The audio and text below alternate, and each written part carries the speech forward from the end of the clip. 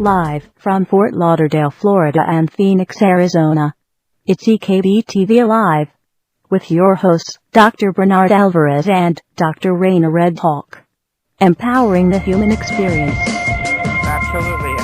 Let me ask you also, I've heard rumors, through the underground, people just chatting here and there as far as like what's going on, and as far as we this whole New World Order concept that seems to be emerging, the shadow government and whatnot, and Halliburton, Cheney, blah blah blah, etc.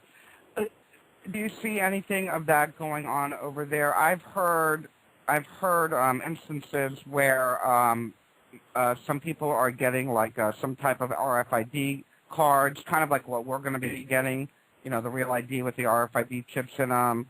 Have you seen any presence of maybe of a, well, I guess it would be a police state over there right now. Is that fair to say? Do they have to run it like a police state? No. They don't have to run it like a police state. They choose to run it like a police state. And you were talking earlier about how I feel about Halliburton and the shadow government. There is a movie that I would prefer for all of the listeners of your radio station and everybody in this country to watch. It's a movie called Iraq for Sale, and you can probably find it on iTunes. I saw it off of a DVD in Iraq, but it infuriated Iraq for Sale. Iraq for Sale. Okay, Iraq for Sale. I'm sure it's probably in Google video as well. At least, yeah, we'll have to look that up. It infuriates me because you get all these private contractors overseas who are making triple or six digits as far as monetary, to go over there and control the country. You got Blackwater guys going over there and creating controversy and not getting in any trouble over it, but yet they're making six digits to go over there and be vigilantes. You've got Halliburton, you've got Kellogg, Brown and Root going over there running supplies, running this, running that, teaching soldiers how to do soldiers' jobs. And, they go over there and make $100,000, $150,000 a year tax-free doing the same stuff we do, only we do the dangerous side of it. They just go over there and sit on a post nice and secure. And granted, yes, they're civilians on the battlefield. They're over there when they don't have to be. They're over there because they choose to be, and they're putting themselves in a fair degree of danger. However, at the same time, like I was saying about Blackwater, they're going over there and acting as vigilantes, and absolutely nothing's happening to them. Their contracts are getting extended. Their contract got put on hold until that guy left the country. Now he left the country, but that you got one bad egg, but you didn't solve the problem. You know what I mean? Oh, yeah. So, yeah. The whole private industry and government behind Iraq, that is a subject that I am infuriated about. I mean, I cannot stand to see our government contracting a war out. You don't contract a war out. You don't contract people's civil liberties out. You don't do that. You leave it to the people who know how to do it, and you leave it to the people who are trained to do it, and the people who have a degree of humility in doing so. You don't just give it to these mindless drones that go out there and create havoc and get paid a shitload of money when the average soldier is making $40,000 a year if they're lucky. Right. So, and lucky to live through it, to be able to get that money.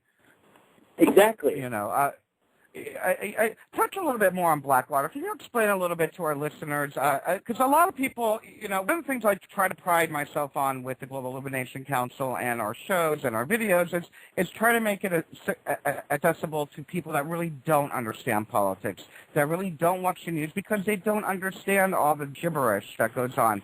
Can you tell us maybe like in a high school level, what does Blackwater do? What are they there for? Why are they there? Blackwater is a private security firm. So basically it's like they're a private bodyguard for hire, or in a sense, I guess you could look at it as they're private mercenaries. They go over there, paid an assload of money, and we've seen the results of what they do. They're supposed to protect delegates. They're supposed to protect specific peoples. They're supposed to protect supplies, but yet they go over there and they shoot at a car because it looks funny. We have us as a military. We have specific rules of engagement that we have to follow verbatim in order to engage a suspicious vehicle. Now these civilians, and if we don't, we get slammed, we lose our jobs, we lose our rank, we lose our money, we get thrown in Leavenworth for, you know, in a sense, murdering people. But when these guys do it, they just get taken out of the country. It's vigilante. It's mercenaries. That's all they are. They're supposed to hire. They're supposed to go out there and protect people, but all they do is go out and do whatever the hell they want. If they feel funny, they just start shooting. They don't give a damn. They have no heart or soul. You know, it's a really scary situation when you think about that. Our government is hiring. Not only do we have the number one military in the world, we're supposed to be the most technologically advanced, the most most honorable soldiers that have been trained in the best military practices in the world. But why do you need to have Blackwater there? Why can't we have the military, our American military there? It seems like a slap in the face to the military. It also seems like a slap in the face to the American people, because it's almost like saying you're not good enough for us. In the government side, yes. In the government side, it's taken a stress off the soldiers. However, it's adding more stress than it's taking off. I mean, and the thing that pisses me off the most about them is 99.9% of Blackwater are ex-Special Forces or ex-Rangers or ex-SEALs or ex-Recon soldiers. They're all ex-high-class, top-of-the-line damn soldiers. And now they're getting paid to go over there and act like a vigilante, which is going against all the integrity that they've ever had, or going against all the training that they've ever had, because we're not out there to kill people. We're out there to protect people. Our job isn't to go out and destroy a country. Right now, our job is to go out and rebuild a country. If our job was to go out and destroy a country, believe me, we have the means to blow freaking whole islands or whole continents off this planet. We have the technology, and we could do it in a matter of minutes. I mean, we saw what happened with shock and awe. We have technology to blow people completely away. But that's not our job right now. Our job isn't to go out and kill people. Our job is to go out and protect people. And with that comes destroying an insurgent or destroying an Islamic radical group. Or, you know what I'm saying? But it's not to go out there and act like a vigilante like these idiots are. And you'll have to excuse me. I really don't like them. I dislike them very much, and you don't need to be excused. This is America. You have the freedom of speech, and that's one of the things I hope you guys are fighting for, and that we'll be able to keep after this administration finally gets removed from office. I got a countdown clock on our thing. I think it's about 304 days we got left. But let's move ever so quickly because we're running out of time. But I wanted to get two more things in, and I wanted to talk a little bit about the presidential election, and I wanted also to talk a little bit about how this has affected you in your own home life. Tell me a little bit about what you think may happen with the election if Hillary wins, or if Obama wins, or if McCain wins. What do you think is going to end up happening with each one? You just opened a can of worms, Bernard. Okay, well, do what you can in 5 minutes.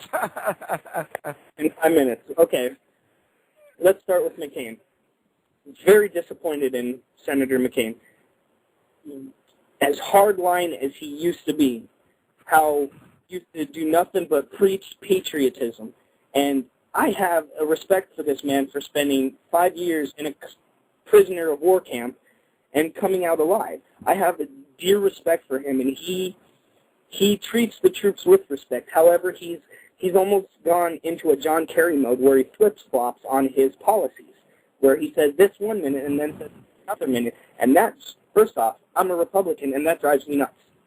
Okay, I don't like wishy-washy politicians. They kill me. They're worse than the guys that have controversy surrounding them.